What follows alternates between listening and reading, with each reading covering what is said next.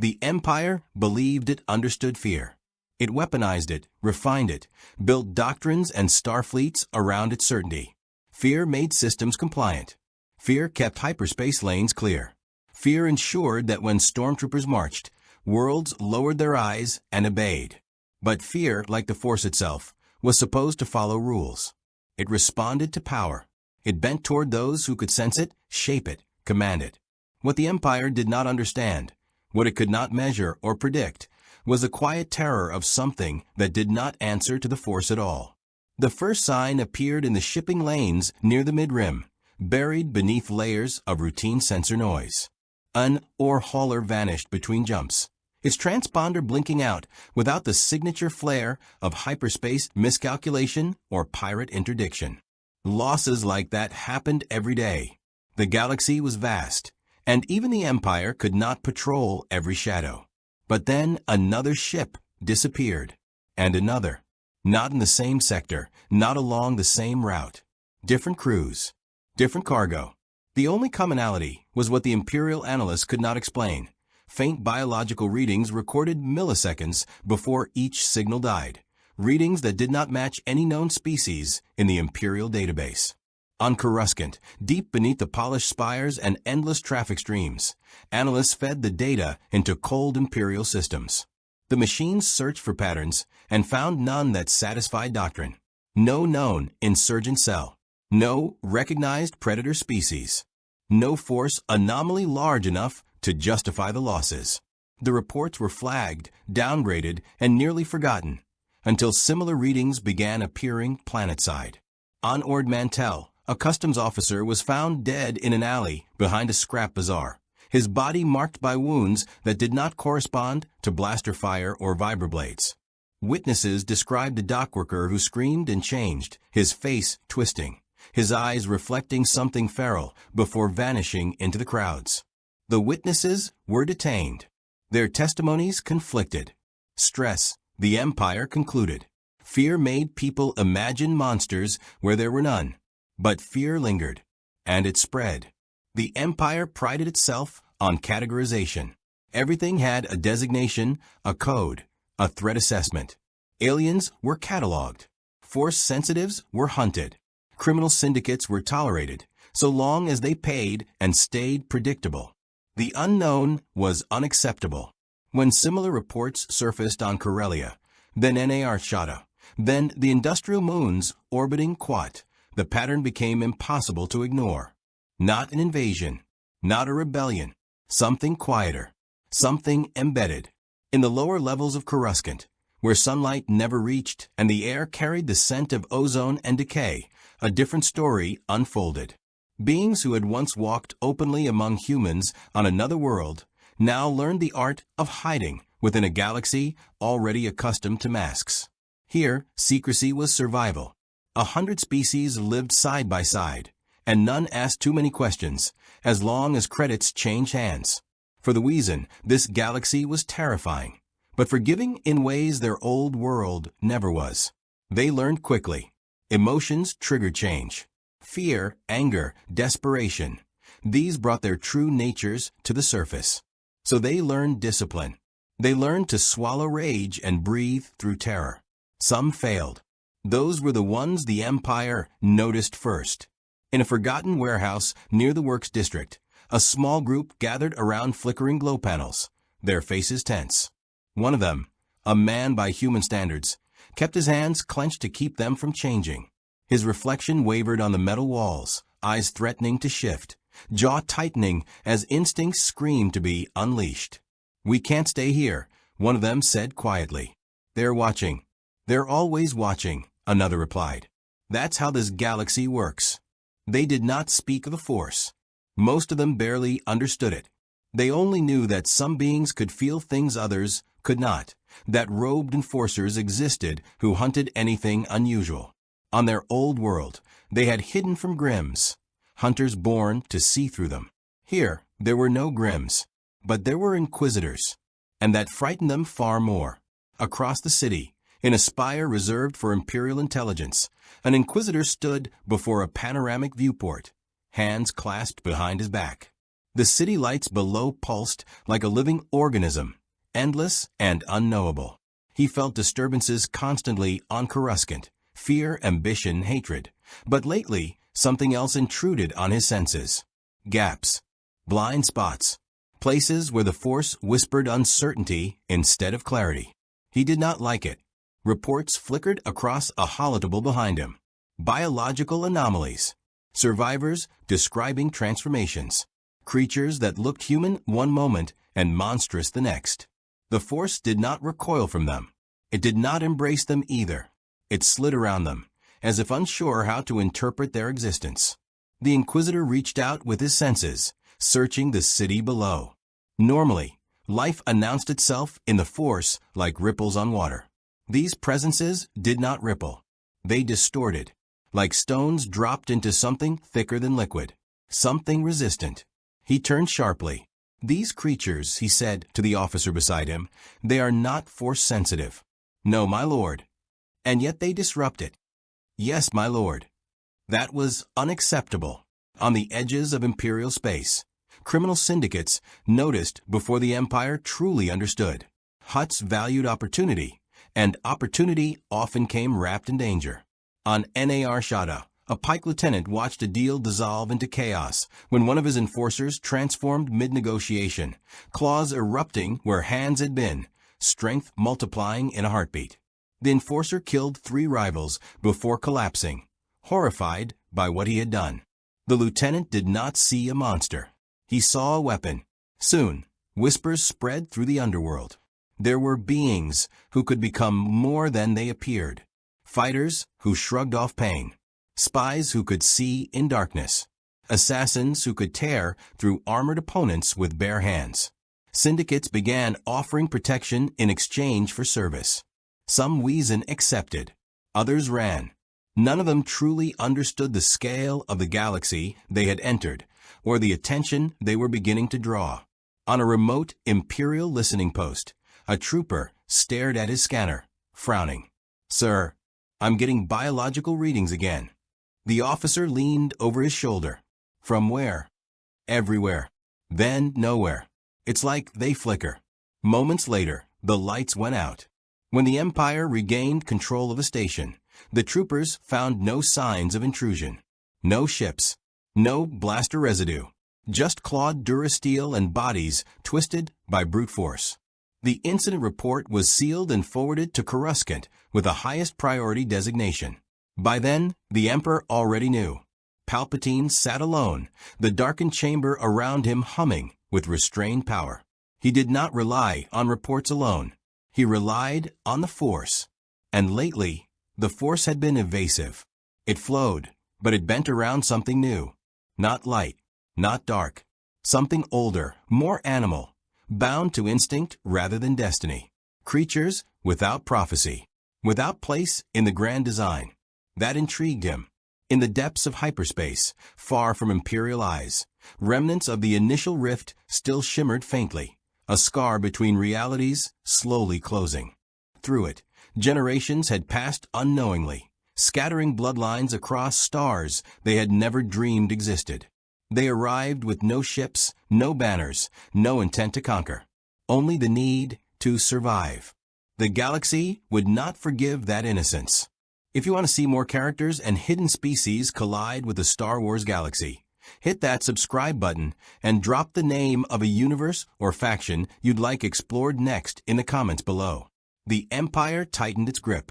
The underworld sharpened its knives. And in the shadows between systems, the Wesen learned that this galaxy did not need Grimms to hunt monsters. It had an entire civilization built to erase anything that did not fit. The Force had always been a language the Inquisitor understood. It spoke in currents and pressure, in instinct and certainty. When danger approached, it tightened like a held breath. When prey fled, it left traces, echoes of fear, desperation, resolve. Jedi had once described it as a living thing. Sith knew better. It was a weapon, a tide that could be bent by those strong enough to seize it. Now, for the first time since his rebirth into the Emperor's service, the Inquisitor felt the language fail him. He stood in the ruins of the listening post 3 days after the massacre, boots crunching over warped durasteel and shattered transparasteel. The air smelled of burned circuitry and blood that had dried too long ago. Stormtroopers waited at a distance, uneasy despite their armor, blasters held tighter than regulation demanded. They felt it too, not through the Force, but through instinct. This place was wrong. The Inquisitor closed his eyes and reached outward. Normally, even death left an imprint. Panic, pain, the sudden violent end of life. All of it resonated like a scream frozen in time. Here, there were impressions, but they were smeared, distorted, as if something had interfered at the moment of killing. He could sense the troopers' fear clearly enough, taste their unease. But the attackers? They were shadows in the Force. Not invisible, absence itself was a presence, but undefined, uncooperative. His jaw tightened. He knelt beside a fallen trooper. 2 massive claw marks raked across plastoid armor. Not a lightsaber, he murmured. Not a beast catalogued by the Empire. One of the officers shifted nervously. Sir, Command wants to know if this could be a Jedi. The Inquisitor rose slowly, robes whispering against the floor. If it were a Jedi, the Force would sing with it, he said coldly. This is something else. Something that did not belong. On Coruscant, within the sealed chambers of the Inquisitorius, others felt it too. The Grand Inquisitor listened in silence, as his subordinates presented reports from across the galaxy. Similar attacks, similar anomalies. Always the same conclusion.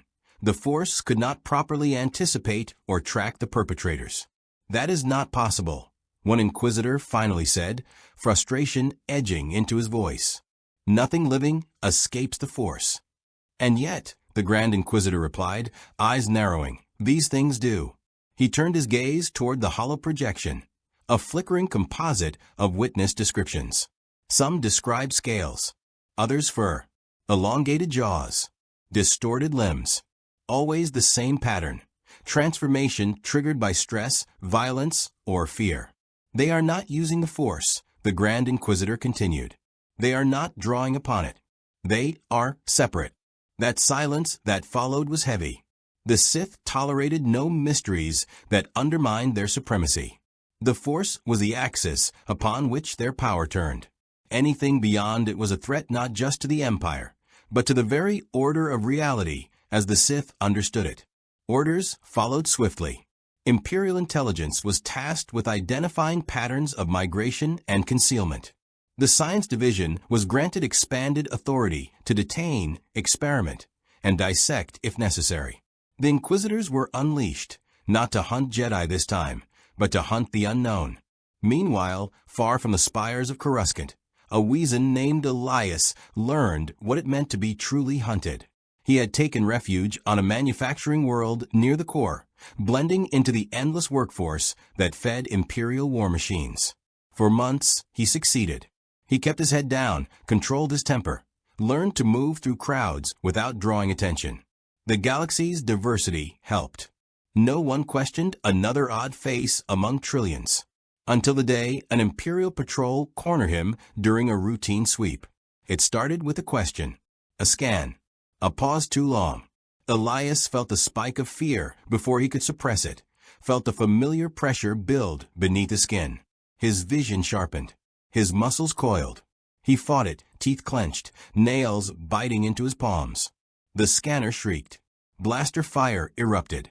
Elias did not remember choosing to fight. One moment he was human, terrified and cornered. The next, the world narrowed into movement and threat. His body changed, bones shifting with painful speed, senses exploding outward. He tore through the patrol in seconds, blaster bolts glancing off machinery as he moved faster than he ever had before. When it was over, he stood alone amid smoking armor, chest heaving. The workers who had once ignored him now stared in horror. Someone screamed. He ran. Within hours, his image circulated through Imperial channels. The footage was grainy, distorted by interference, but enough remained to confirm what the Empire feared. The transformation was real, biological, not technological, and dangerously effective. The Emperor received the footage in silence. He felt the disturbance then, not through emotion, but through the implications. creatures that transformed through instinct rather than discipline, predators shaped by evolution instead of ideology. They were not bound by prophecy or fate. They did not seek power through the Force. That made them unpredictable, and unpredictability was unacceptable. Elsewhere, the criminal underworld adapted faster than the Empire ever could. Hutts understood biology as well as they understood greed.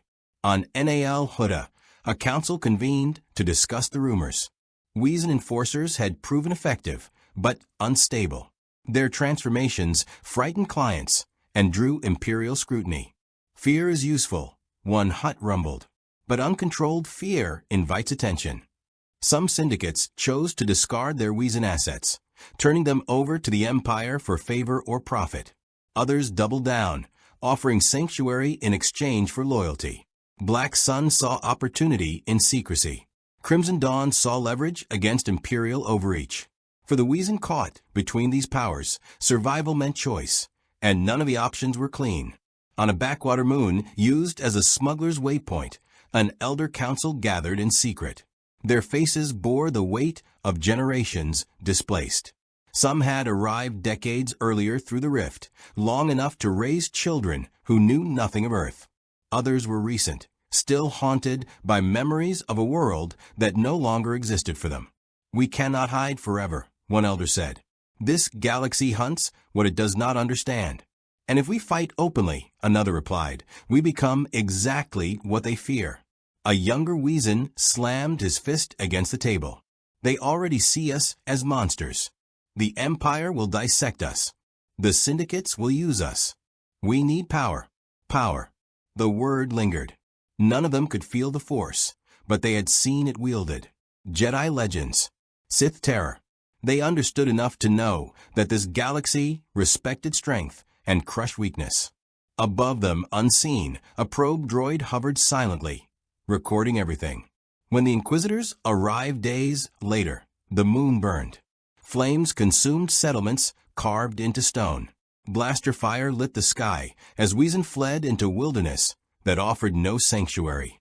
Those who transformed fought with desperate ferocity, but against disciplined troops and lightsabers, instinct was not enough. The Inquisitors moved like executioners, cutting down anything that resisted, marking survivors for transport. The Force guided them only partially. They relied more on pattern than precognition. Fear led them where the Force could not. One Inquisitor paused mid-strike, blade humming inches from a snarling Wesen's throat. For a heartbeat, their eyes met. The creature did not beg, did not reach out in desperation. It only glared, hatred burning hot and unfiltered. The Force did not answer the Inquisitor's expectations. There was no ripple of destiny, no sense of triumph, only silence. He killed it anyway. News of the massacre spread quickly, carried through whispers and underworld channels. To the Wesen, it was confirmation of their worst fears. To the rebels, fragmented and cautious, it was another atrocity, one they barely understood. To the Emperor, it was data. He now knew the truth. The Force did not rule everything, and that revelation, more than any rebellion, threatened the foundation of his empire.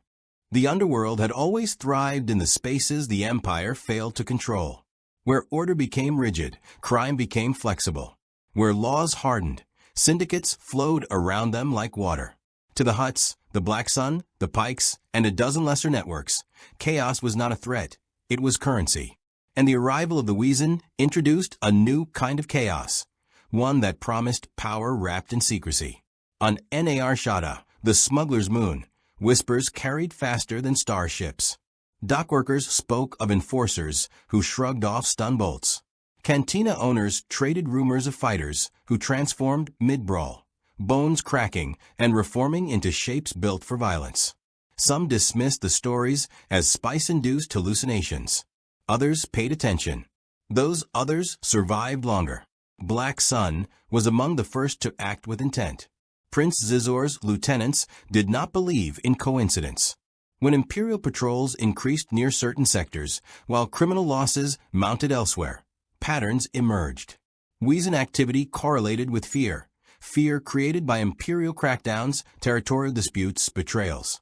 Black Sun concluded that if fear triggered transformation, then control of fear meant control of the Wesen. They began offering protection. A message reached a hidden enclave on Nar Shadda's lower levels through intermediaries who knew how to avoid imperial surveillance. Safe housing, forged Iden chips, credits, medical care for injuries sustained during uncontrolled transformations. In exchange, Black Sun asked only loyalty and discretion. For some Wesen, it was the first offer that didn't end in a blaster barrel. A Wesen woman named Mara stood in a dimly lit corridor as the deal was explained. She had lost 2 siblings to an imperial sweep and another to a syndicate that turned on them once the attention grew too intense. She listened carefully, face controlled, heart racing.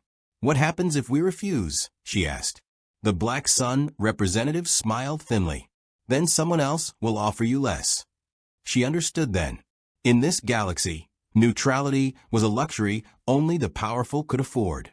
Elsewhere, the Hutts debated the matter with characteristic bluntness. To them, Wesen were assets, dangerous, unpredictable assets, but assets nonetheless. On Nal Hutta, a Hutt crime lord watched footage of a Wesen enforcer tearing through rival mercenaries with savage efficiency. The transformation was messy, brutal, and effective. Expensive, the Hutt rumbled, but profitable. The Hutts valued obedience above all else. Wesen who could not control themselves were liabilities. Those who could were valuable shock troops, intimidators, living deterrents. Hutts began capturing Wesen not just to employ them, but to study them. Chains were replaced with drugs, pheromones, psychological conditioning. Some Wesen broke, others adapted, learning to suppress emotion until commanded to unleash it. The criminal syndicates did what the Empire could not. They learned quickly. Crimson Dawn, still operating in shadows after its fragmentation, approached the situation differently. They did not seek brute force. They sought leverage. If Wesen truly disrupted the Force, then knowledge of that disruption was power. Crimson Dawn operatives infiltrated Imperial research facilities, bribed scientists, and extracted fragments of data about failed experiments and anomalous readings. They learned that Inquisitors could not sense Wesen reliably. That alone made the creatures invaluable. Meanwhile, on the fringes of the Mid-Rim, a Wesen named Jacob discovered how quickly survival could turn into complicity. Jacob had been a craftsman on his old world, not a fighter. His transformation granted him heightened strength and resilience, but he hated the violence it brought. On a smuggler-controlled asteroid base, he found work maintaining life support systems, quiet labor that kept his emotions steady. He thought he had found balance. Then, the syndicate leader summoned him. "You have a gift," the man said, lounging behind a desk carved from scavenged starship hull. "One we need." Jacob shook his head. "I don't fight." "You don't have to," the leader replied calmly. "You just have to stand there." They sent him to collect debts. Jacob stood in doorways while threats were made. His presence alone, his barely restrained transformation, was enough to break resistance. Fear did the work for him. He told himself it was better than killing, that he was protecting his enclave by paying their dues. When the first debtor reached for a blaster, Jacob transformed without meaning to. The memory of what followed haunted him long after the credits were collected. The Empire watched all of this unfold with mounting unease. Imperial intelligence tracked increased criminal efficiency in sectors associated with Wesen sightings. Patrol losses rose. Syndicates seemed bolder, less afraid of Inquisitors. That terrified the Empire far more than open rebellion. Rebellion was ideological. Criminal empowerment was systemic rot. The Emperor summoned his advisors. "These creatures," Palpatine said softly, fingers steepled, "are destabilizing the natural hierarchy. They are difficult to predict," an advisor admitted, "and difficult to contain." "Then we will not contain them," the Emperor replied. "We will turn them." Imperial Science Division intensified its efforts. Live captures increased. Laboratories were established in hidden installations where Wesen biology was dissected down to its most fundamental components. Scientists discovered that transformation was not mystical. It was neurological, hormonal, evolutionary. A survival mechanism pushed to monstrous extremes. They tried to trigger it artificially.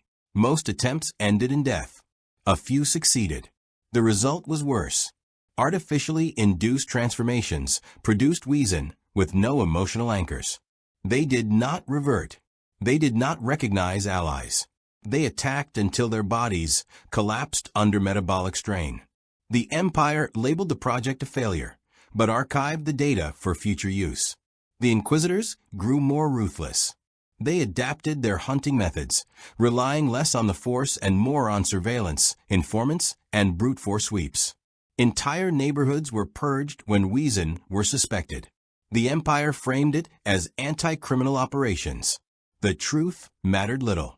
For the rebels, the situation posed an unexpected dilemma. On a remote supply world, a rebel cell intercepted an Imperial transport carrying captives. Among them were Wesen, terrified, restrained, already half-transformed from stress. The rebels freed them, without fully understanding what they were unleashing.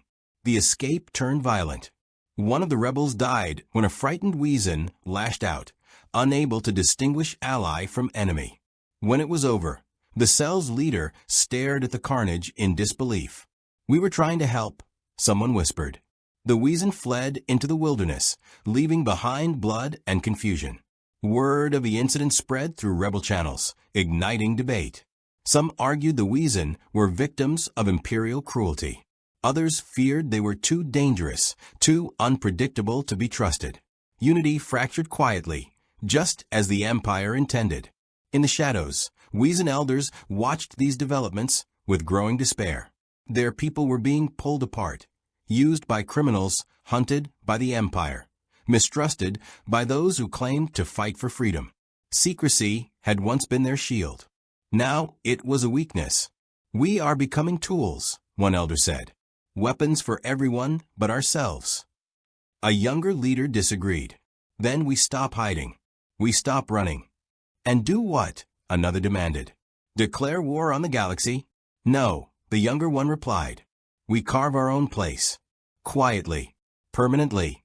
The idea was dangerous and tempting. Across the galaxy, Wesen enclaves began communicating in coded ways, shared symbols, rituals adapted to alien worlds, agreements forged not by bloodline alone, but by necessity. They learned hyperspace routes. They learned which syndicates could be trusted, which Imperial officers were corruptible, which planets offered environments where their transformations gave them advantage. They were no longer just survivors. They were adapting. In his dark chamber, the Emperor felt the shift. The Force rippled uneasily, disturbed by movements it could not fully perceive. He smiled thinly. Let them organize, he thought. Let them believe they are choosing their fate. The galaxy had crushed countless hidden powers before. But as he reached outward, probing for the future, the Force offered no clear vision, only branching uncertainty, paths obscured by instinct and shadow. For the first time in a very long while, even the Emperor could not see how this would end. The Empire did not fear monsters. It created them. What it feared was inefficiency, variables that resisted categorization, enemies that did not obey expected rules. The Wesen were becoming precisely that kind of problem. Criminal syndicates had learned to exploit them. Rebel cells stumbled into them blindly. And the Inquisitors, for all their power, could not sense them with certainty. To the Imperial war machine, this was intolerable. So the Empire turned to what it trusted most: science, control, and cruelty refined into procedure. Deep in the Outer Rim, far from hyperspace lanes frequented by civilians, an Imperial research facility orbited a dying red star. Officially, it did not exist. Its personnel wore no insignia, and its data streams never touched the holonet. The station's purpose was singular: to understand the Wesen well enough to break them. Transport shuttles arrived weekly, carrying captives gathered from raids, betrayals, and carefully placed bounties. Some Wesen were taken mid-transformation, sedated while their bodies still strained against restraints. Others were captured in their human guise, unaware until cold metal closed around their wrists. Fear did the rest. Imperial scientists worked without illusion. They did not ask whether Wesen were sentient in the way humans were. That question had already been answered and dismissed as irrelevant. Sentience did not grant immunity. Utility did. Autopsies revealed astonishing resilience. Dense muscle fibers layered beneath human-like tissue. Neural pathways capable of rerouting pain responses. Endocrine systems designed to flood the body with adaptive chemicals in moments of crisis. Evolution, unassisted by the Force, had created warriors. That offended some of the scientists more than it impressed them. They shouldn't exist, one muttered while reviewing scans. Not like this. Yet they did, and the Empire intended to claim that existence. They tested environmental stressors first: gravity shifts, atmospheric manipulation, electromagnetic pulses. Wesen endured far more than baseline humanoids before their bodies reacted. When transformation occurred, it was violent, spectacular, and nearly impossible to restrain. Several containment units were destroyed before the protocols were adjusted. The next phase was psychological. Imperial interrogators applied fear with precision. Isolation, sensory deprivation, simulated executions. The goal was not information, it was control. They learned that repeated forced transformations degraded the Wesen's ability to revert cleanly. The more often instinct overrode will, the harder it became to return fully to human form. The Empire took notes. In one cell, a Wesen named Rafe learned how quickly dignity could be stripped away. He had been a teacher once, guiding younger Wesen through the discipline required to survive unnoticed. Now he was bound to a frame, lights glaring, heart pounding as a familiar pressure built beneath the skin. "Do not resist," a calm, imperial voice instructed. "The transformation is inevitable." Rafe clenched his jaw, fighting the instinct. Pain exploded through him as bones shifted anyway, betrayal coming not from fear, but exhaustion. When it was over, he hung there, half-transformed, barely conscious. The scientists observed silently. "Fascinating," one said. "The body adapts faster each time." "Does the mind?" another asked. They learned the answer over weeks. The mind fractured. Some Wesen lost the ability to distinguish between survival and aggression. Others dissociated entirely, becoming passive even in the face of torture. A few resisted longer than expected, maintaining identity through sheer force of will. Those were flagged. The Empire did not intend merely to study the Wesen. It intended to weaponize them. Inquisitors were brought in once the science reached a threshold. Not to interrogate, but to observe. Lightsabers hummed softly as they watched Wesen struggle against bindings designed to withstand starship hull stress. "The Force does not bend them," one Inquisitor noted. "But fear does." "Yes," the lead scientist replied. "And fear is easy to manufacture." Experiments escalated. Wesen were released into controlled environments with armed troopers, droids, even captured criminals. The results were recorded meticulously. Transformation times, kill ratios, recovery periods. The Empire quantified brutality. What unsettled the Inquisitors most was not the violence, but the emptiness that followed. When the Wesen killed, the Force barely stirred. There was no surge of dark satisfaction, no echo of righteous defense. Just action, instinctual and indifferent. "This is wrong," one Inquisitor said quietly. The scientist glanced at him. "Wrong does not concern us."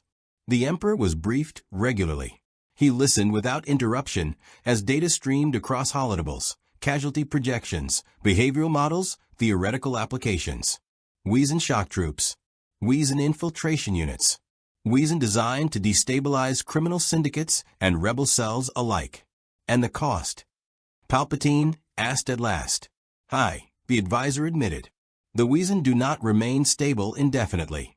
Palpatine smiled faintly. "Neither do most tools." Meanwhile, word of the experiments spread through whispers and half-truths. Criminal syndicates began tightening their grip on Wesen assets, fearful that Imperial attention would follow. Some turned their Wesen over preemptively, trading lives for favor. Others moved them constantly, never staying in one system long enough to be catalogued. Wesen enclaves reeled. On a forested moon, beyond the Hydian Way, elders gathered in mourning. Names were spoken softly. Those who had vanished, those confirmed dead, those rumored to be taken by the Empire's ghost facilities. "They are breaking us," one elder said, "piece by piece." "They want us afraid," another replied, "because fear makes us predictable." A younger leader stood apart, gaze fixed on the tree-line. "Then we stop giving them what they want." That sentiment was spreading. Wesen began to adapt their discipline, not just to suppress emotion, but to redirect it. Rage became focus. Fear became alertness. Transformation was no longer something to avoid at all costs. It became a tool to be wielded deliberately, briefly, precisely. Small victories followed. An Imperial patrol vanished on a jungle world, leaving behind wreckage and confusion. A slaver ring attempting to capture Wesen children was dismantled overnight. Its leaders found dead without a single blaster mark. The Empire labeled these incidents as criminal disputes. The truth was more troubling. The Wesen were learning to fight back without exposing themselves fully. In the underworld, rumors shifted tone. Wesen were no longer just assets. They were liabilities. Independent. Dangerous. Syndicates that had once exploited them found operations disrupted from within. Systems sabotaged, leaders assassinated, credits siphoned away. Fear began to flow both directions. The rebels watched cautiously. On one hidden base, intelligence officers reviewed fragmented reports. Wesen had sabotaged Imperial supply lines without coordinating with the Alliance. They had rescued prisoners without asking for support. They had killed Imperial officers with efficiency rivaling elite rebel units. "They're not allies," one officer said. "They're not enemies either."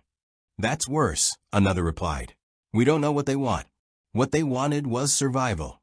But survival in this galaxy demanded more than hiding. On the research station orbiting the dying star, alarms blared. A containment breach rippled through the lower levels as systems failed in sequence. Doors sealed, then failed. Emergency bulkheads dropped too late. Wesen poured into the corridors, not rampaging, not mindless, but coordinated. Someone had taught them. Imperial troopers fired in disciplined volleys.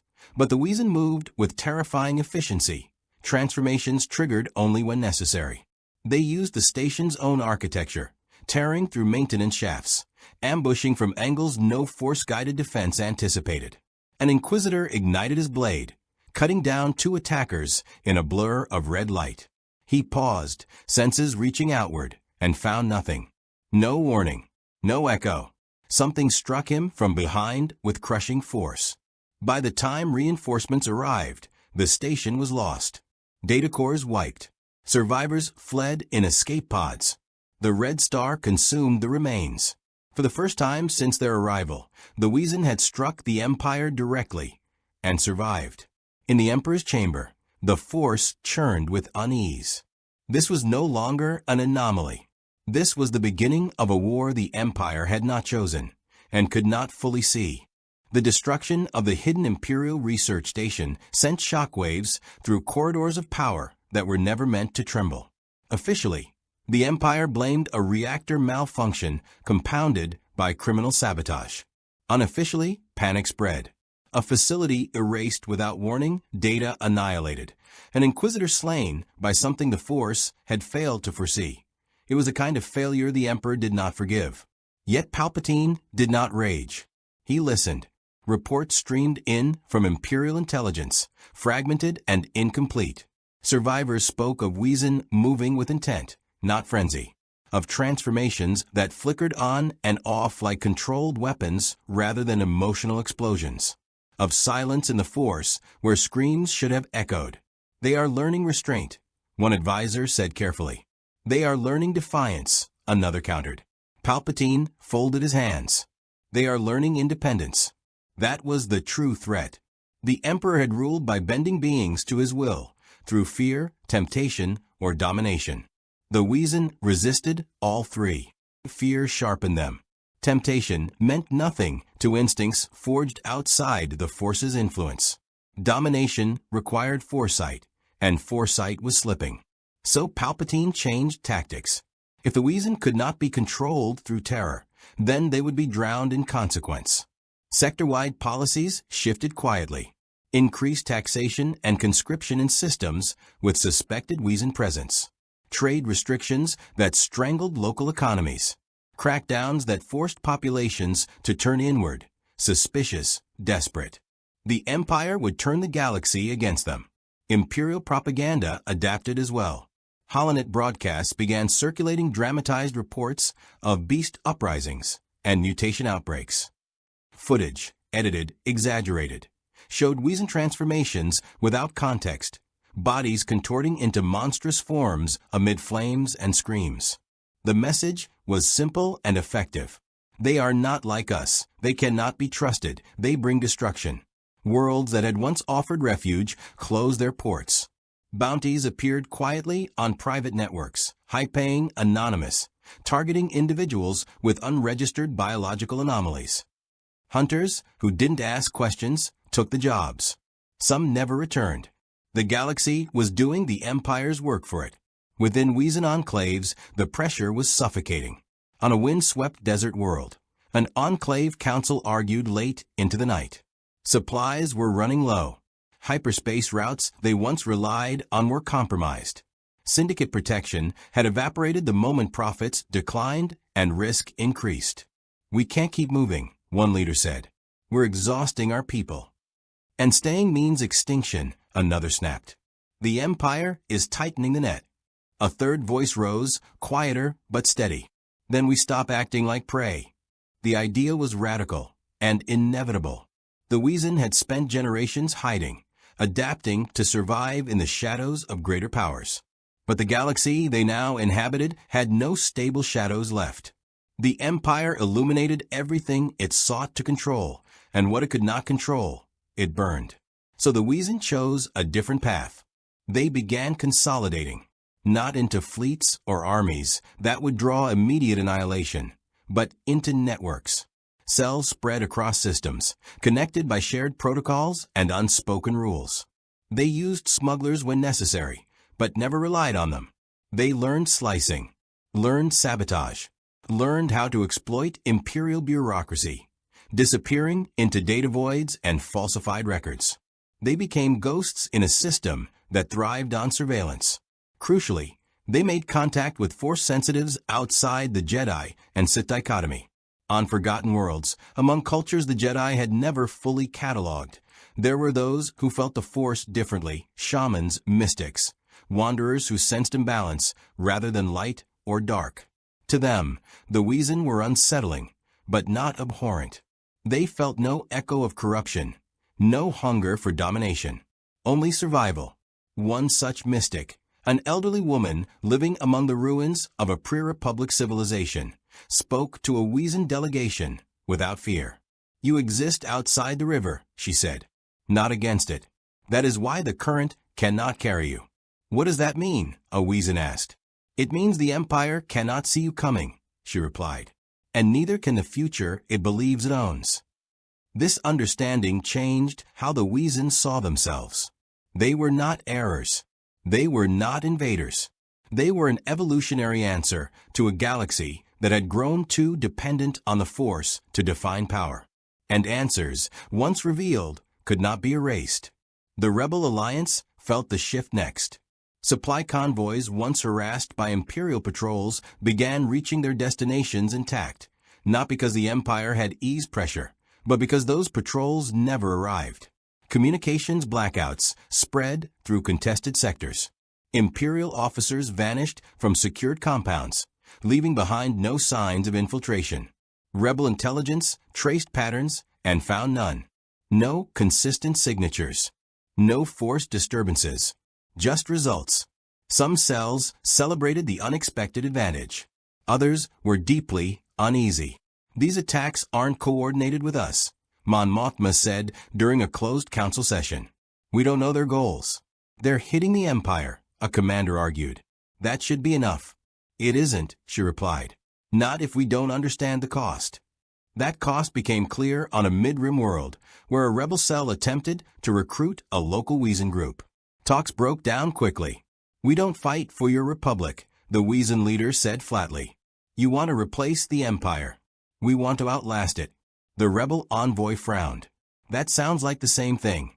"It isn't," came the reply. "You want victory. We want existence." The distinction mattered. The rebels fought for ideals. The Wesen fought for continuity. Ideals could compromise. Continuity could not. As conflict escalated, some rebel commanders began labeling the Wesen a wildcard threat. Not hostile, but uncontrollable. Others argued that alienating them would only drive them closer to isolation, or worse, desperation. The alliance remained divided. The underworld, meanwhile, was burning. Syndicates that had betrayed Wesen found themselves systematically dismantled. Not through open war, but through precision strikes that severed leadership, finances, and logistics. Hutts lost entire spice routes overnight. Black Sun cells collapsed as internal security failed again and again. Fear returned to the criminal galaxy, but this time it had no face. One Hutt lord reportedly screamed, "They don't want territory. They don't want credits." What do they want? No one answered. Because the answer was unsettling. The Wesen wanted autonomy, and autonomy was incompatible with empires. The Emperor sensed the narrowing of possibilities. Where once the future had branched endlessly, now paths converged toward outcomes he could not fully dominate. The Force showed him victories, but never finality. The Wesen endured in every vision, diminished or scattered, but never erased. That enraged him. Plans were drafted for mass extermination protocols, planetary purges disguised as ecological disasters, viral agents keyed to Wesen biology, scorched earth campaigns in systems deemed irredeemable. Advisors cautioned restraint. Resources were already stretched thin by rebellion. Palpatine ignored them. "If they cannot be ruled," he said softly, "they will be removed." Yet even as preparations began, resistance formed within the Empire itself. Some officers questioned orders that targeted civilians indiscriminately. Some scientists falsified reports, sabotaging bioweapon research from within. A few even leaked information, warnings sent through obscure channels that only those watching carefully would notice. The Empire was fracturing under the weight of its own excess. On a remote world shrouded in perpetual twilight, Wesen leaders gathered once more. News of the Emperor's intent had reached them through those leaks. Silence hung heavy as the implications settled. "They will try to wipe us out," someone said. "Yes," another replied. "Eventually." A younger voice broke the quiet. "Then we make sure they can't." "How?" an elder asked. The answer came slowly, deliberately. "We don't fight the Empire head-on. We don't replace it. We don't destroy it." They paused. "We outlive it." The plan was audacious, generational. It required patience measured not in years, but in centuries. Wesen would seed themselves across the galaxy, embedding quietly into societies, adapting endlessly. They would influence trade, culture, defense, not as rulers, but as constants. When empires rose, they would bend. When they fell, the Wesen would remain. The galaxy would change around them. And one day, long after the Sith were legends and the Force found new equilibrium, the Wesen would no longer need to hide. As stars burned and wars raged, a truth took root, unseen, unstoppable. The Star Wars galaxy had gained something the Force could not dominate, and history would never unfold the same way again. Time did what no fleet, no weapon, no Sith Lord ever truly mastered. It moved forward regardless of intent. As years passed, the galaxy changed in ways the Empire could not fully control, and within those changes, the Wesen embedded themselves like roots beneath stone. The Emperor's extermination protocols began in fragments rather than firestorms. Entire worlds were not burned overnight. Instead, shipping lanes were poisoned with tailored bioagents that destabilized local ecologies. Imperial surveys declared certain systems unsafe for habitation. Evacuations followed, selective and incomplete. The Empire called it containment. The Wesen recognized it as erasure by attrition. They adapted again. On agricultural worlds, Wesen learned to manipulate climate systems, preserving crops long enough for populations to relocate before imperial forces arrived. In industrial sectors, they sabotaged environmental processors subtly, making planets appear economically unviable to imperial overseers. The Empire abandoned what it believed was already dying. What it did not realize was that the Wesen were guiding those deaths, choosing which systems would fade and which would endure. The Sith hunted shadows and found emptiness. Inquisitors were dispatched across the outer and mid-rim, armed with revised doctrine. They no longer relied solely on the Force. They used informants, predictive algorithms, and psychological profiling. Yet every operation ended the same way: too late, too quiet, too incomplete. A village evacuated hours before arrival. A suspected enclave that turned out to be empty shells and false trails. A hyperspace jump tracked to a system already stripped of life. The Force whispered nothing useful. One Inquisitor, newly elevated and eager to prove himself, pursued a rumored Wesen stronghold on a frozen moon. He felt nothing upon arrival, yet signs of habitation were everywhere. Heat traces, food stores, shelter networks carved beneath the ice. They were here, he said, confused. They were, his second replied. And now they're not. The Inquisitor ignited his saber in frustration. The red glow reflected off ice walls that had once sheltered families, children, elders. Not soldiers. Survivors. For the first time, doubt flickered.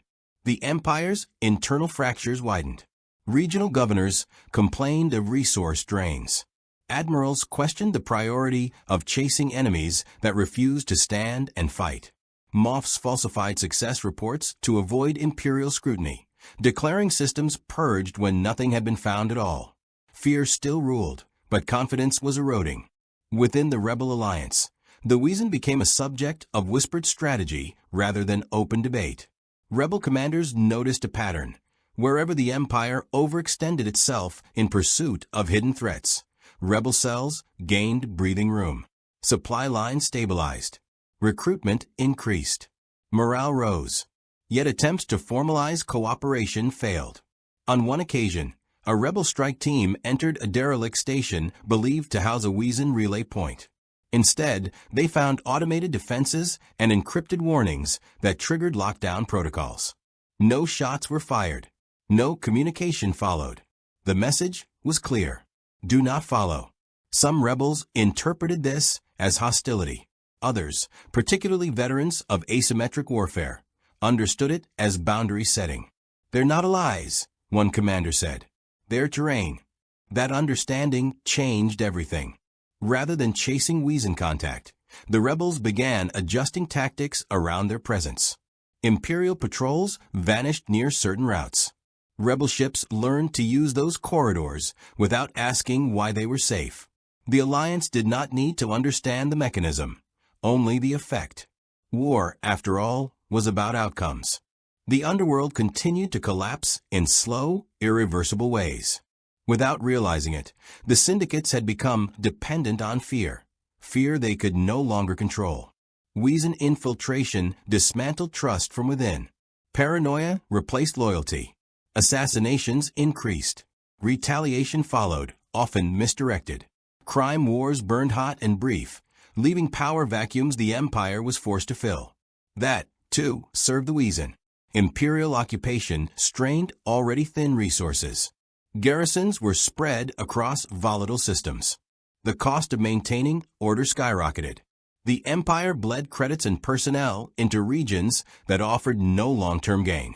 The Wesen never claimed those worlds. They didn't need to. They simply ensured no one else could stabilize them. Years later, as the Death Star loomed into existence, the Emperor sensed something profoundly wrong. The weapon was perfect, absolute, inevitable, unstoppable. And yet, in the Force, it cast no shadow over certain futures. Worlds vanished in fire in his visions. Fleets shattered. The rebellion crushed or triumphant, depending on variables. But in every timeline, the Wesen endured, scattered, changed. reduced in some strands, but never erased. That contradiction gnawed at him. During a private audience, Darth Vader knelt in silence as the Emperor paced slowly. "There are beings," Palpatine said, "who exist beyond our grasp." Vader said nothing. "They do not fear us," the Emperor continued. "They do not desire power. They do not submit to destiny as we define it. They can be destroyed," Vader said at last. Palpatine stopped. "Can they?" Vader felt the weight of that question but could not answer it honestly. He had cut down Wesen in battle. He had crushed them with the Force when he could catch them unprepared. But he had also watched them vanish from futures that should have ended in their extinction.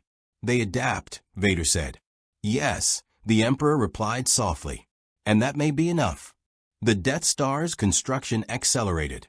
If the Wesen could not be found, then the galaxy itself would be reshaped until nowhere remained to hide. But the Wesen had already anticipated that response. Long before the Death Star fired its first shot, Wesen networks had shifted strategy again. Populations were thinned deliberately. Enclaves split, merged, dissolved, reformed under new identities. Cultural markers were buried. Traditions encoded into myths, songs, and behaviors that passed unnoticed among non-Wesen populations. They stopped thinking in terms of worlds. They thought in terms of eras. On core worlds, Wesen integrated into bureaucracies and trade guilds, learning the slow power of paperwork and logistics. In the Outer Rim, they became scouts, pilots, navigators, roles where instinct mattered more than rank.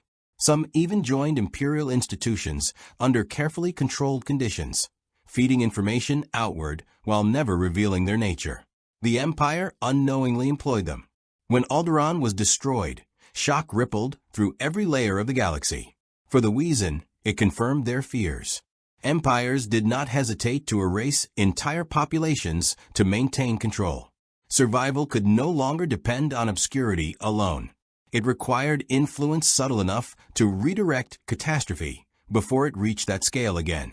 The Rebel Alliance grew in strength after Alderaan, and the Wesen watched closely. They did not intervene directly, but they nudged probability, delayed Imperial reinforcements here, corrupted targeting data there, disrupted hyperspace routes at critical moments. At Yavin, as Rebel pilots launched against the Death Star, several Imperial sensor arrays failed simultaneously across adjacent systems. Analysts blamed technical glitches. They were not glitches. The Force surged violently during the battle, light and dark colliding with historic intensity. And yet, in the midst of it, there was stillness, a quiet corridor of possibility untouched by either side. The Wesen existed there. When the Death Star exploded, the Emperor screamed across the Force, rage and disbelief tearing outward. The future fractured wildly. And still, the Wesen endured. As the galactic civil war escalated, the Wesen became something new in the galaxy's unconscious, a stabilizing anomaly. They were present in refugee movements, in supply chains, in early warning networks that had no formal name. They prevented some massacres. They allowed others when intervention would expose too much. Cold choices. Necessary ones. Generations of Wesen were born who never knew their original homeworld. Their identity was no longer tied to place, but to adaptability itself. They learned that survival was not cowardice. It was resistance refined. Long after the Emperor's fall, long after the Sith were broken and the Empire fractured into remnants, historians would struggle to explain why certain populations survived when logic said they should not have. Why some wars burned out faster than expected. Why entire systems resisted tyranny without ever producing a visible rebellion. The Force-sensitive scholars would argue endlessly. Some would say destiny. Others chanced that a few would whisper evolution. But none would see the full truth. Because the Wesen never wanted statues or songs. They wanted time. And in the Star Wars galaxy, where power rose and fell in cycles of light and dark, time proved to be the one force no one ever truly mastered. The fall of the Emperor did not bring peace. It brought fragmentation. The galaxy splintered into power vacuums, warlord domains, and half-remembered loyalties. Imperial remnants clung to sectors like parasites, each convinced they could restore order through force. The New Republic struggled to unify systems, exhausted by decades of fear. In this chaos, the Wesen faced a truth they had avoided for generations. Survival alone was no longer enough. Without the singular pressure of the Sith and the centralized terror of the Empire, the galaxy became unpredictable in new ways. Borders shifted weekly. Treaties were signed and broken within months. Criminal syndicates resurfaced with renewed aggression, exploiting weakened governments and desperate populations. For the Wesen, unpredictability was more dangerous than tyranny. Their hidden networks thrived under oppression because oppression was consistent. Chaos, however, exposed them to variables no adaptation model could fully predict. Refugee flows crossed unseen paths. Black market scans became more sophisticated. Force-sensitive factions splintered into cult-like orders, some obsessed with identifying anything that deviated from natural galactic norms. Wesen were deviations. On a rain-soaked industrial world near the Hydian Way, a Wesen enclave miscalculated for the first time in decades. A regional warlord, formerly an Imperial intelligence officer, seized control of planetary infrastructure and initiated biometric census sweeps under the guise of security stabilization. Within days, Wesen physiology patterns triggered anomalies. The response was swift and brutal. Stormtrooper armor had been replaced by mercenary plating, but the tactics were familiar. Streets were locked down, curfews imposed, suspected non-compliant citizens detained for questioning. The Wesen attempted extraction. They failed. 17 were captured. 3 killed resisting arrest. The rest vanished into black site facilities whose coordinates were erased from public records. The news did not spread through official channels. It spread through fear. Across the galaxy, Wesen leaders convened through encrypted quantum relays, ancient symbols layered over modern tech, traditions adapted into survival protocols. They had avoided central authority for generations, but the situation demanded coordination on a scale they had never attempted. A question surfaced again and again. Do we remain invisible, or do we finally shape events openly enough to control outcomes? The answer was not unanimous. Some argued that any form of exposure would eventually lead to extermination. Others countered that passive survival had allowed atrocities to occur unchecked. Younger Wesen, born into constant motion and coded identities, questioned why they should inherit a strategy built entirely on fear. They had seen the galaxy change. They had seen heroes rise and fall. They wondered if neutrality was simply another form of complicity. The debate ended when word arrived from the unknown regions. Something was hunting force-sensitive anomalies. Not Sith, not Jedi, something else. Fragments of reports emerged from smugglers and explorers. Ships disappearing near uncharted hyperspace routes. Entire crews erased without debris. Sensor data scrambled by unknown energy signatures. Survivors spoke of silent vessels that did not register as mass, weapons that disrupted neural pathways without visible damage, and beings who could sense when they were being watched. The Wesen recognized the danger immediately. Whatever this force was, it did not rely on traditional galactic frameworks. It operated outside known power structures, much like they did, but with a crucial difference. It sought control, not balance. The first confirmed encounter occurred on a forgotten moon orbiting a dead gas giant. A Wesen scouting party investigating signal distortions encountered an unknown craft embedded partially in the moon's crust, as if it had phased into existence incorrectly. Before they could retreat, they were immobilized. Not by the Force, by something colder. The Wesen felt their wogue suppressed, their instincts dulled, their adaptive biology struggling against an energy field that rewrote physical laws locally. 2 scouts were taken. One managed to escape, his mind fractured by invasive scans that tore through memory and identity alike. His warning reached the network within hours. This enemy could see them. More importantly, it could learn. The Wesen had survived the Sith because the Sith sought domination through predictable cycles of power. They had survived the Empire because it relied on bureaucracy and fear. They had even navigated post-war chaos by blending into disorder. But this threat was methodical, analytical, patient. It did not want the galaxy. It wanted control over deviation. The realization forced a decision the Wesen had avoided for centuries. They would have to intervene directly, not as conquerors, not as rulers, but as a corrective force embedded within galactic systems. The first move was subtle. Wesen operatives began seeding intelligence across New Republic channels, carefully anonymized data pointing toward unexplained disappearances in the unknown regions. Simultaneously, they fed contradictory information to Imperial remnants, luring them into confrontation with the unknown enemy. Neither faction realized they were being guided. Both reacted predictably. New Republic task forces launched exploratory missions, focused on humanitarian concerns and security threats. Imperial warlords, hungry for lost power, dispatched fleets hoping to seize advanced technology.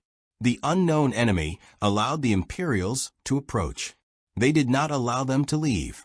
Within weeks, several Imperial splinter fleets vanished entirely.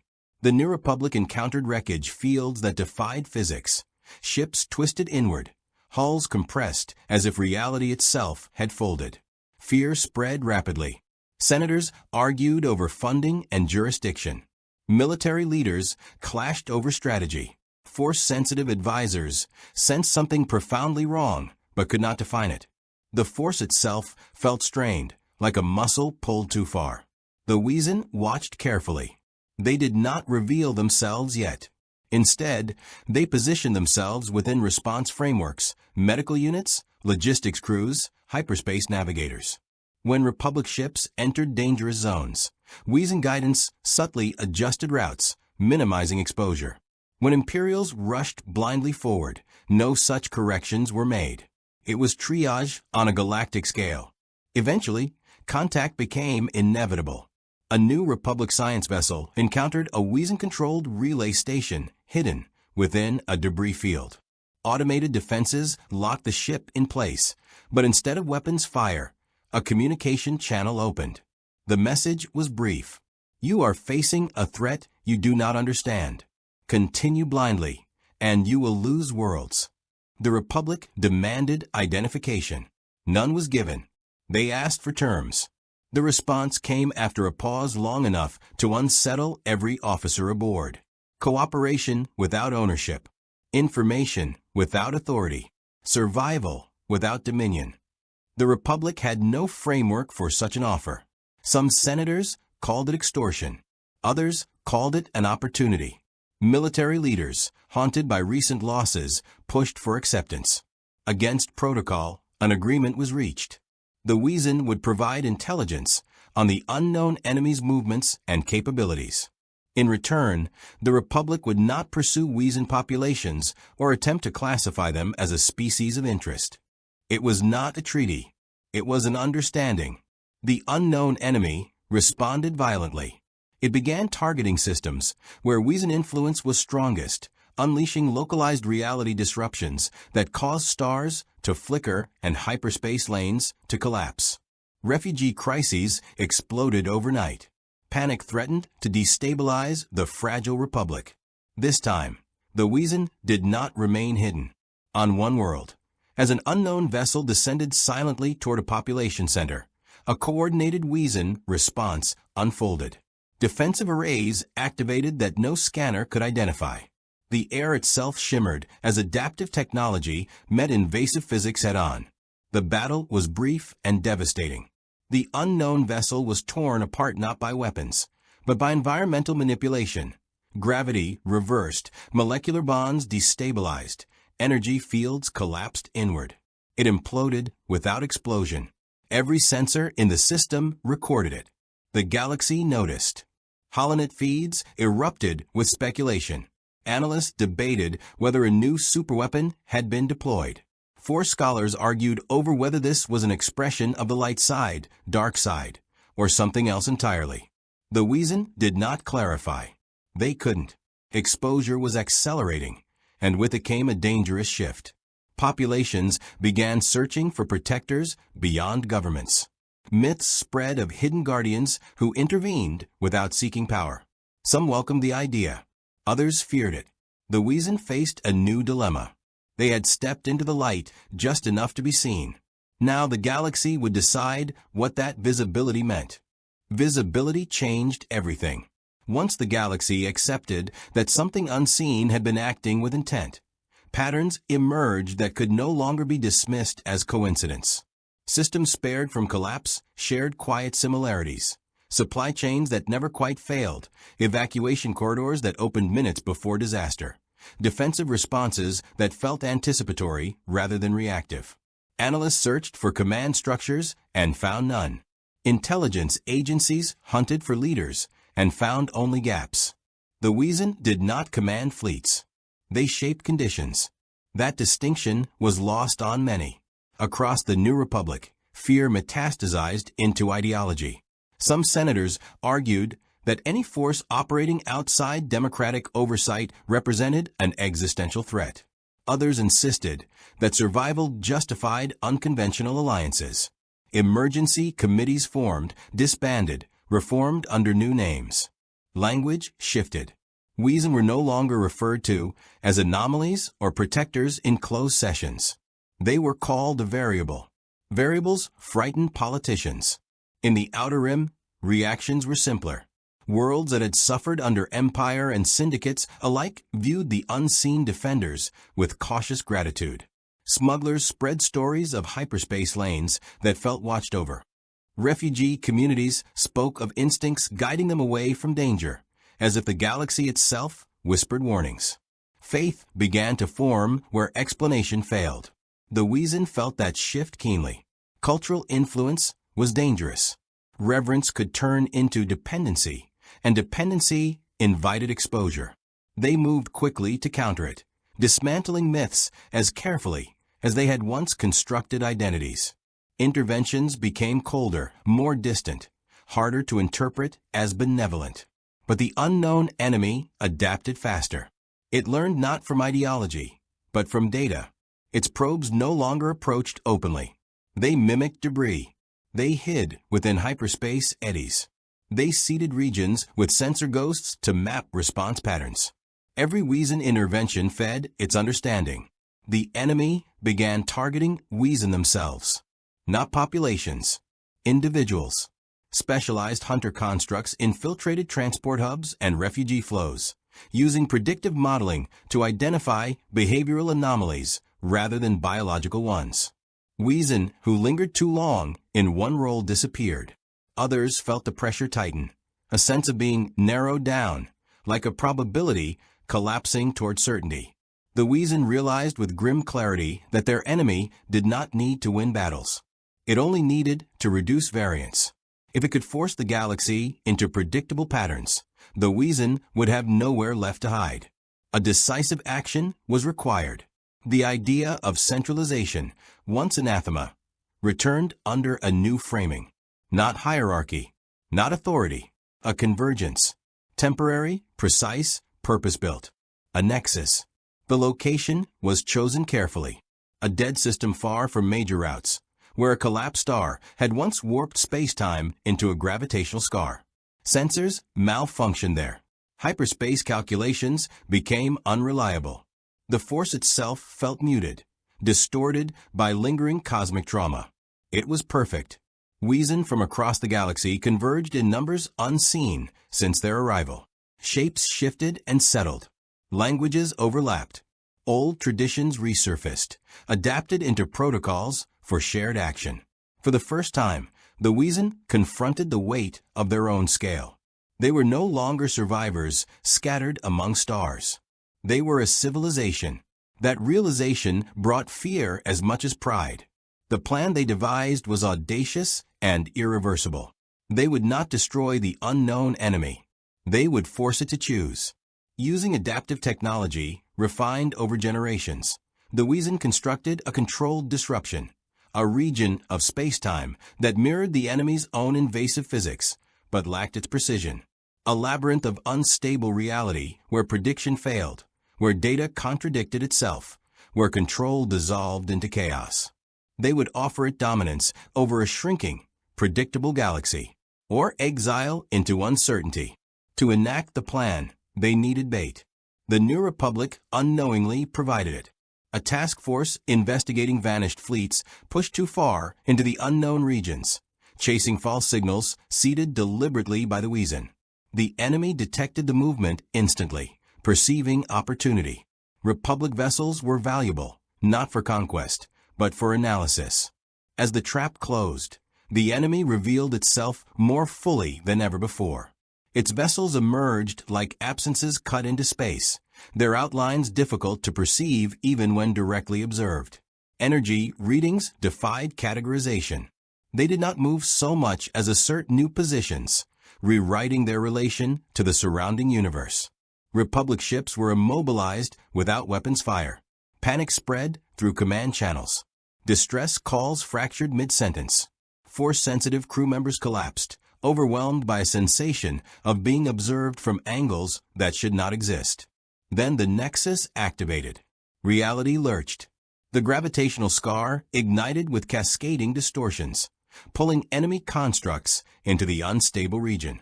The labyrinth unfolded, not as walls or barriers, but as shifting conditions, constants breaking down, probabilities refusing to resolve. For the first time, the enemy faltered. It attempted recalibration. Data streams flooded its cognition. Control algorithms looped endlessly, unable to converge. Every attempt to impose order created new contradictions. The Wesen felt the backlash ripple outward. Some collapsed. Others bled from sensory overload. The cost was immense, but they held the structure together long enough. A transmission was sent, not in language, not in code, in choice. The enemy was presented with two stable solutions amid infinite instability. Withdraw beyond the galaxy's edge, where its methods could function without resistance, or remain trapped within an environment that would degrade its coherence until it ceased to exist as a unified intelligence. For a long moment, nothing happened. Then, slowly, the enemy withdrew. Its vessels phased backward through distorted space, abandoning probes, constructs, and data caches in its haste. The labyrinth destabilized and collapsed, releasing the trapped Republic ships, damaged, shaken, but alive. The galaxy exhaled. The Wesen did not celebrate. They had one time, not peace. The aftermath was immediate and volatile. Republic intelligence scrambled to understand what had happened. Senators demanded accountability for the ambush that nearly cost them a fleet. Some suspected a superweapon. Others whispered of a hidden power manipulating events from the shadows. The Wesen retreated again, dismantling the nexus before it could be studied. But they could not undo what had been revealed. The galaxy now knew there was something out there capable of confronting threats beyond Sith or Empire. Something that did not seek rule, yet possessed the means to shape fate. Reactions diverged sharply. Some systems quietly aligned their policies with patterns believed to attract Wesen protection. Others began developing countermeasures, fearing future coercion. Fringe cult movements emerged, claiming the Wesen were the galaxy's true guardians, or its original architects. Both interpretations were wrong. Within the Wesen network, the cost of intervention became painfully clear. Entire bloodlines had been exposed. Adaptive reserves were depleted. Some elders argued that the Nexus should never have been built, that survival had been traded for visibility too costly to maintain. Younger Wesen disagreed. They had seen the alternative, a galaxy reduced to something manageable by an enemy that did not care who lived, only what could be controlled. The debate fractured communities, creating philosophical schisms that would take generations to resolve. Some Wesen chose to withdraw completely, vanishing into deep space beyond mapped regions. Others committed to a more engaged future, embedding themselves deeper into galactic structures despite the risks. The balance they had maintained for so long was gone, not shattered, shifted. As the New Republic rebuilt and the galaxy staggered forward into uncertain peace, one truth settled quietly beneath the noise of politics and fear. The Wesen were no longer just reacting to history. They were part of it. And that meant the next conflict would not be about survival alone, but about responsibility. The galaxy had begun to forget the rhythm of fear imposed by the Empire and the Sith, but not the lessons. Star systems rebuilt, commerce returned, and the New Republic solidified bureaucratic frameworks. Yet underneath the surface, the consequences of centuries-long adaptation by a hidden species reverberated subtly but persistently. Political analysts could not quantify it. Military planners could not trace it. And the Force, as always, whispered hints of disturbance, though neither Jedi nor scholars could interpret the full scope. The unknown enemy had withdrawn, but it had left residual scars. Its probes, while no longer active, had rewritten hyperspace anomalies in several sectors. Relays, navigational beacons, and even planet-wide sensors occasionally registered temporal glitches, unexplained shadows, and signals that appeared and vanished without warning. These anomalies were subtle enough that most believed them technical failures, yet they carried the unmistakable signature of an intelligence that once sought the complete mapping of deviation. The Wesen had been prepared for retreat, but the withdrawal of the enemy left them exposed in ways they had not anticipated. New Republic leaders, eager to assert control, launched investigations into the recently stabilized sectors. They searched for anything that had influenced outcomes during the unknown threat, hoping to uncover a hidden advantage that might prevent another calamity. The Wesen understood that their survival now depended on more than anonymity. They needed contingency. From the shadows, a council of elders convened on a hidden station orbiting an unremarkable gas giant. Hollow projections displayed hyperspace routes, population flows, and political networks. Every piece of galactic infrastructure, shipyards, trade routes, intelligence hubs, was overlaid with predictive simulations. The elders debated not only how to maintain secrecy, but how to guide galactic outcomes without forcing allegiance or exposure. You cannot continue to operate only through reaction, one elder said. Their forms shimmered with the faint outline of wogue, muscles subtly rippling beneath skin in ways that betrayed centuries of genetic evolution. The Republic will not tolerate the unknown forever. We were visible, and they noticed. They will come searching again, not as allies, but as investigators, or worse. Another voice responded, calm but firm. Then we adapt, as we always have. But adaptation cannot only be survival. It must be strategic. We shape outcomes without overreach. We influence without authority. The galaxy must never fully see us, yet it must feel the results of our guidance. Plans unfolded. Rapid mobility across sectors. Encrypted networks feeding selective intelligence to multiple factions. And surgical interventions in crises to ensure survival and prevent systemic collapse. The Wesen recognized that any overt engagement would destroy the delicate balance they had created. They could guide events indirectly, as they had during the Empire's dominance, but with new tools refined for a galaxy teetering between chaos and reconstruction. Meanwhile, on the edge of the mid-rim, a splinter Imperial fleet, unaware of the Wesen's strategic influence, pursued a mysterious cargo convoy. The vessels encountered anomalous energy fields, causing hyperspace miscalculations that left them drifting near the debris of long-dead stars. Navigation systems failed, life support systems faltered, and ship morale collapsed. What they called misfortune was, in fact, a Wesen-engineered corridor, a trap designed not for destruction but redirection. Within days, the fleet returned to the nearest controlled system, disoriented, without uncovering the truth. The New Republic, meanwhile, faced internal turbulence. Politicians demanded answers for the miracles that allowed sectors to stabilize during crises without visible intervention. Military leaders debated whether the advantages came from clandestine intelligence networks, advanced technology, or some unknown entity. In private, a few Force-sensitive operatives sensed patterns that could not be traced to Jedi or Sith. Ripples in probability, subtle premonitions, and glimpses of movement at the edges of perception. The Wesen acted again, choosing non-lethal influence over confrontation. On systems threatened by piracy, they altered trade routes just enough to destabilize smuggling operations without direct engagement. When rogue governors attempted overreach, they subtly misdirected communications to prevent military escalation. Every intervention was calculated, precise, and untraceable. But the galaxy was changing faster than the Wesen could always predict. Emerging threats, previously minor, now grew exponentially. Rogue factions consolidated power, leveraging technology left behind during the Empire's collapse.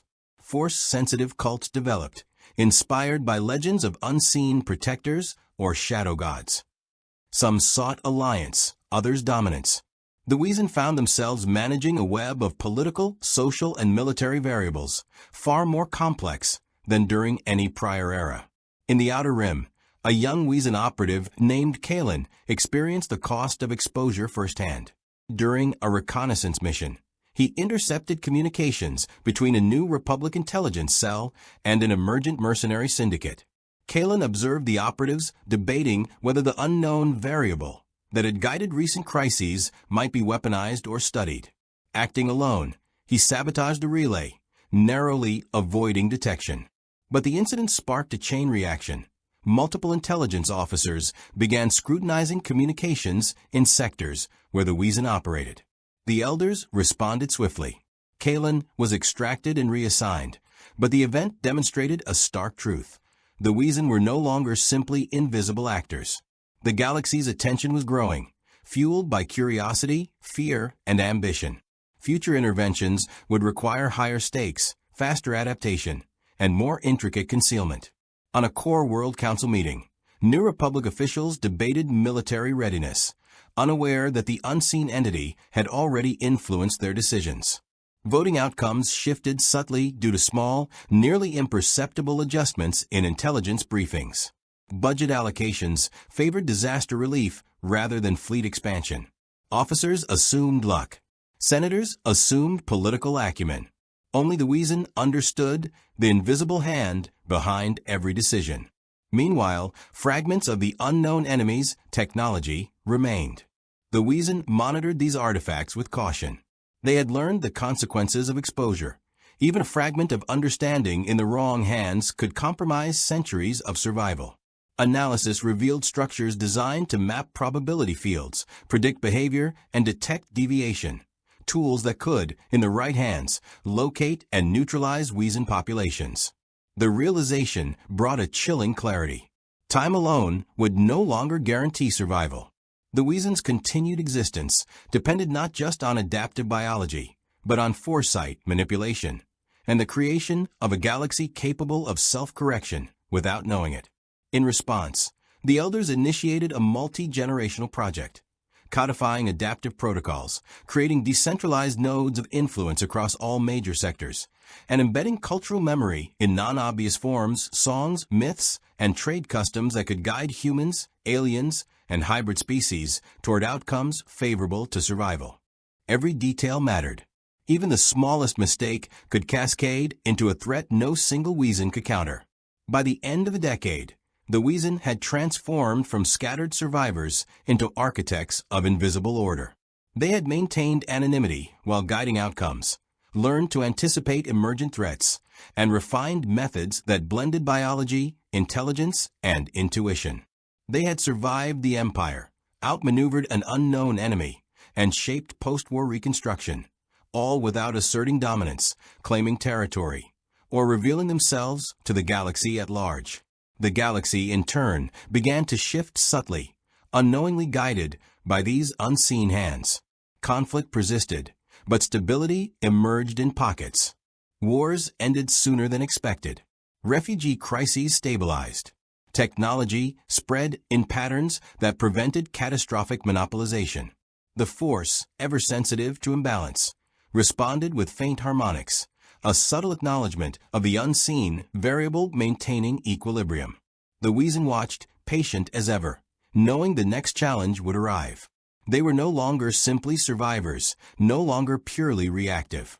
They had become the silent architects of a galaxy whose systems, politics, and civilizations bent just enough to preserve possibility.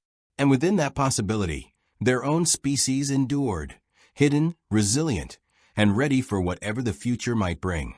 The galaxy had grown accustomed to the subtle touch of the unseen. Systems stabilized, fleets returned, and the New Republic expanded cautiously into sectors once considered too unstable to govern. Yet the universe had changed in ways most could not perceive. Beneath the surface, every decision, every movement, and every interaction carried the invisible influence of the Wesen. They had survived countless threats, from Sith to Imperial overlords, and even the enigmatic unknown enemy. But survival alone no longer defined them. Their role had transformed into something both heavier and more complex, a stewardship that required vigilance, foresight, and restraint. On a remote planet in the Outer Rim, where the twin suns barely warmed the arid plains, Kalen observed a convoy of refugee ships gliding along hyperspace lanes he had subtly optimized. Systems that had once teetered on collapse now functioned with minimal disruption, yet Kalen knew the work was far from over. Even small miscalculations could expose networks, invite the attention of ambitious factions, or leave populations vulnerable. Every decision carried the weight of life and death on an interstellar scale. While the New Republic celebrated reconstruction efforts, the Wesen monitored emerging threats quietly. Mercenary syndicates adapted faster than expected, leveraging both technology and politics to expand influence in sectors the Republic had yet to secure. Rogue Jedi and Force-sensitive cults appeared with increasing frequency, their motives opaque and their methods unpredictable. And in the shadows, remnants of the unknown enemy's technology continued to drift through hyperspace, dormant but potentially lethal. The elders convened once more, their projections stretching across the holoscreens, mapping threats, potential allies, and vulnerable nodes. Debate was intense but measured. Unlike before, there was no need for secrecy among themselves. Transparency within the network allowed faster adaptation, smoother coordination, and a shared understanding of the stakes. Even so, restraint was paramount. Overexposure risked drawing attention, and the galaxy was always hungry for explanations it could understand. You cannot eliminate unpredictability entirely, one elder noted. Their voice carried the calm certainty of centuries of survival. We can only guide outcomes to preserve possibility, to prevent catastrophic collapse. If we overreach, we risk becoming the very force the galaxy fears. Kalen listened, absorbing the weight of responsibility. He had grown into his role, no longer just a scout or operative, but a strategist capable of shaping outcomes across multiple star systems. His decisions had consequences that extended beyond any one system, beyond any single life. The responsibility was enormous, yet he felt a clarity he had never known. The Wesen were no longer merely reactive. They were architects of survival itself. Even with careful planning, the unexpected always arrived. Intelligence reports indicated a surge in independent force-sensitive groups, wielding abilities without clear allegiance. Some had been inspired by rumors of the Wesen, believing them to be guardians of justice or arbiters of fate. Others sought to harness the residual technology left by the unknown enemy, unaware of its inherent dangers. Kalen recognized the pattern immediately. Chaos, if left unchecked, could spiral into catastrophe. The network moved quickly. Nodes were realigned, misinformation deployed, and channels subtly influenced to redirect threats away from populated systems. But unlike previous interventions, this required direct oversight. Kalen and a cohort of senior operatives coordinated in real time, using predictive modeling to anticipate movements and reactions. The tension was palpable. Failure could expose both their presence and the fragile systems they protected. In the heart of the core worlds, where political power concentrated and visibility was unavoidable, the Wesen exercised unprecedented caution. They allowed minor disruptions to occur, teaching factions lessons without revealing the guiding hand behind them. Senators blamed themselves, commanders questioned strategies, and analysts re-evaluated assumptions, but none guessed the truth. The genius of their method lay in subtlety. The galaxy corrected itself without ever realizing it had been guided. Time passed, and patterns emerged. The Wesen had succeeded in stabilizing the most vulnerable sectors. Refugee flows were managed, trade corridors maintained, and emerging threats contained without overt confrontation. Yet Kayla knew this was not an endpoint. The universe was vast, unpredictable, and constantly evolving. The unknown enemy, though temporarily defeated, had left traces that could resurface. Rogue elements continued to test boundaries, and even within their own ranks, differing philosophies threatened discord. Despite the challenges, the Wesen embraced their new role. No longer merely surviving, they had become a silent force for balance, shaping the galaxy's destiny without claiming it for themselves. Every action, every intervention, was designed to preserve life, protect potential, and maintain equilibrium. They did not seek power, conquest, or recognition. They sought only the possibility of continued existence, both for themselves and for the galaxy that remained blissfully unaware of their influence. In the aftermath of the greatest challenges they had faced, Kalen stood on the observation deck of their orbital station, gazing at the glittering stars beyond. He thought of the systems they had saved, the lives they had indirectly guided, and the threats they had neutralized. The responsibility was enormous, but so too was the potential for good. The galaxy was not theirs to rule, but theirs to safeguard, invisible yet indispensable. The elders joined him silently. Words were unnecessary. The weight of their shared purpose was enough. They had endured centuries of hunting, hiding, and surviving. Now they endured the challenge of shaping a galaxy without its knowledge, balancing ethics, influence, and survival in a universe that demanded adaptability above all. And so, the Wesen persisted. Hidden from view, operating on the edge of perception, they became the quiet arbiters of probability, the unseen guardians of a galaxy that had yet to learn their name. Through subtle influence, careful intervention, and unyielding resilience, they ensured that life continued, systems endured, and chaos never claimed dominion. The galaxy moved forward, never fully understanding the invisible hand that guided it, yet thriving because of it. In every crisis averted, in every system stabilized, in every life preserved, the Wesen's legacy grew, not as conquerors or rulers, but as custodians of survival. And as the stars stretched endlessly before them, one truth remained undeniable. The universe would always test them, but as long as they endured, the possibility of balance remained. The arrival of the Wesen in the Star Wars galaxy altered the balance in ways no one could have anticipated. They were neither conquerors nor saviors, yet their influence rippled through countless systems, shaping outcomes without ever revealing themselves. From the remnants of the Empire to the rising New Republic, every faction felt the effects of unseen interventions, and every crisis they averted strengthened their understanding of strategy, ethics, and survival. The unknown enemy had tested them, forcing the Wesen to adapt beyond instinct alone, to engage in a level of foresight that challenged the very limits of their collective experience. In the end, the Wesen had evolved from hidden survivors into architects of subtle order, weaving a web of influence that preserved life, mitigated chaos, and safeguarded the galaxy's potential. They ensured that no single force, be it Empire, Sith, or external intelligence, could dominate unchecked. Yet their work remained invisible, their presence a mystery whispered only in myths and legends. As the galaxy moved forward, flourishing in both chaos and stability, the Wesen remained vigilant, their legacy defined not by recognition, but by the lives and systems they silently protected. In a universe of infinite possibilities, their enduring vigilance ensured that the balance, however fragile, would always persist.